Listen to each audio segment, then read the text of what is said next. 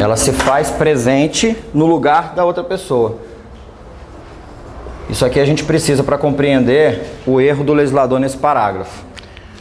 Agora que a gente viu isso aqui, olha lá para a ideia da reconvenção e vamos pensar o seguinte: o que o legislador queria com esse parágrafo?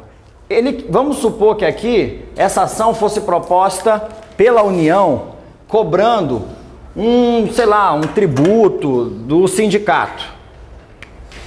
Ou vamos supor que o sindicato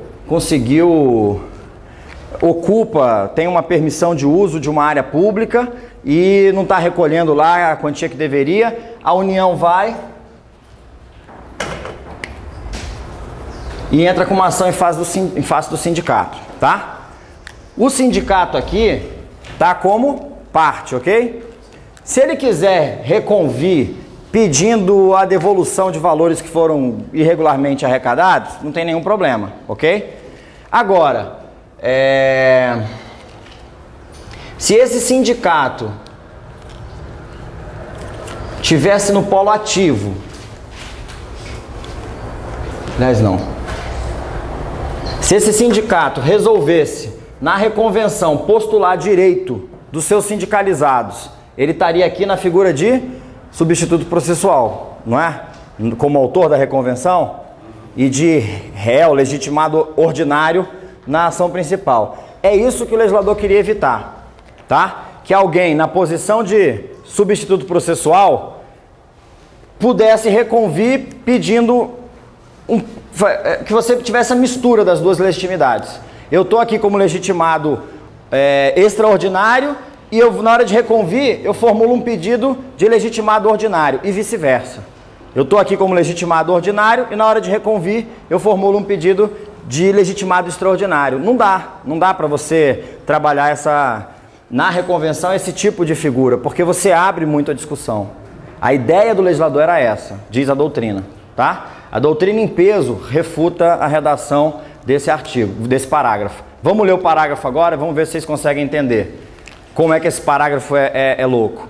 Ele diz aí: não pode o réu, em seu próprio nome, reconvir ao autor quando este demandar em nome de outro, não é isso? Então, eu vou pegar aqui uma situação mais clara. Eu vou botar aqui o sindicato no polo ativo, tá? E a União no polo passivo. Uma correção salarial. Acompanha aqui. O sindicato tá representando aqui como legitimado extraordinário, ok? Ele está aqui pedindo reajuste de servidores, tá? Reajuste de servidores. Aí a União vem e resolve na reconvenção pedir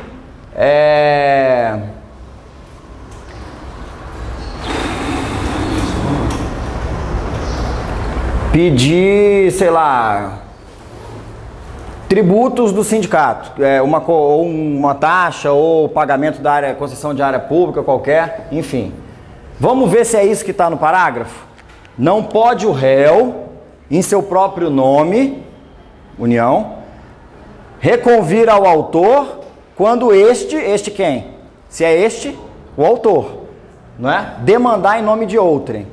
É isso que está aí? Quando eu demando em nome de outrem, olha aqui, eu estou em qual figura?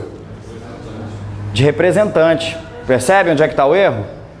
A doutrina critica porque diz o seguinte: o objetivo do legislador era impedir que você misturasse substituição processual com legitimidade ordinária no mesmo procedimento. Que você tivesse uma ação discutindo parte A e parte B, legitimidade ordinária e ordinária, e na ação de reconvenção mudasse a situação. As mesmas partes estivessem com naturezas diferentes. Essa era a vontade do legislador. Mas do jeito que o legislador redigiu, ele está dizendo o impossível. Por quê? Porque nunca quem postula em nome alheio vai ser parte. Autor pode demandar em nome de outrem?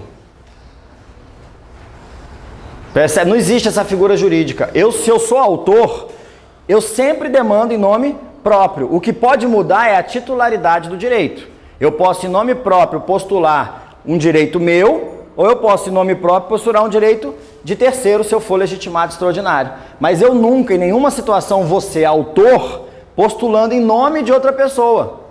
Eu, Eric, está no processo, mas na petição inicial vim outro nome no meu lugar. E eu estou lá praticando os atos e tem outro nome, que não é o meu. Existe isso? Não existe. Por isso que eu falei para vocês, esqueçam esse parágrafo único. Esse parágrafo único nunca vai cair em nenhuma prova, nunca vão perguntar para vocês, a não ser que seja numa prova subjetiva, para vocês dizerem justamente que a finalidade do legislador não foi alcançada em razão da redação. A redação confundiu, misturou figuras que pelo menos no mundo jurídico, elas não fazem sentido, tá? Este está dizendo autor, e falando este em nome de outrem, não está falando de substituição processual, está falando de representação. Esse é o caso aqui demandar como substituto processual. Se fosse, quando este estiver na condição de substituto processual, tudo bem. Viram como é que às vezes o legislador também... só que a gente não tem como dar essa interpretação extensiva, né? Essa não tem como mudar.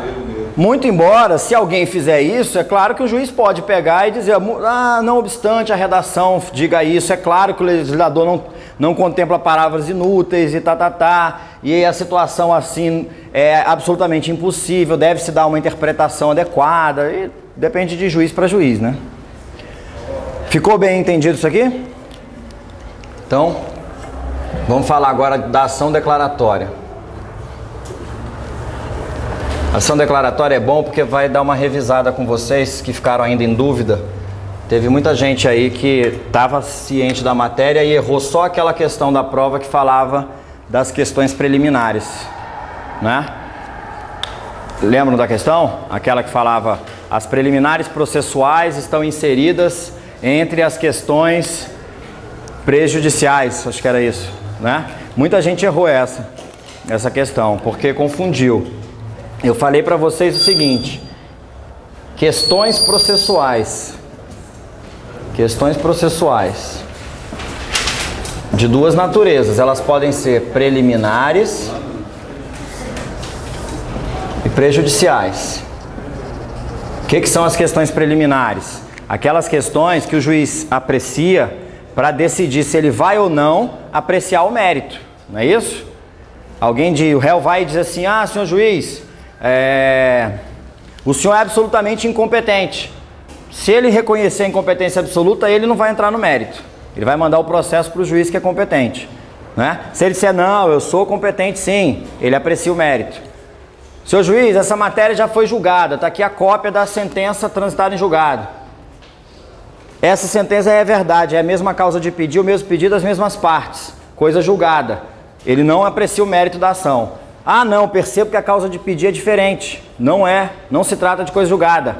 Enfrenta o mérito da causa. Então, as preliminares vão me dizer se o juiz aprecia o mérito.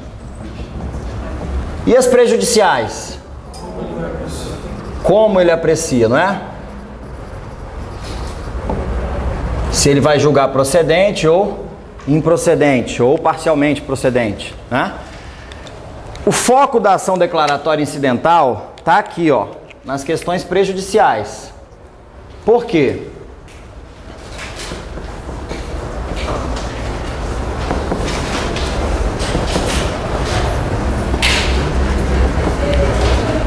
Se vocês entenderem a prejudicial, vocês vão entender a ação declaratória incidental tranquilamente. Vou pegar aquele exemplo que eu falei do contrato. Vocês se lembram da cláusula mandato? Contrato de adesão, cláusula mandato. Essa cláusula é leonina. Aí, vocês estão com uma conta atrasada, aquela empresa entra com a cobrança, você resolve pagar. Quando você vai pagar, o valor do que eles estão cobrando é 3 vezes o que você realmente está devendo.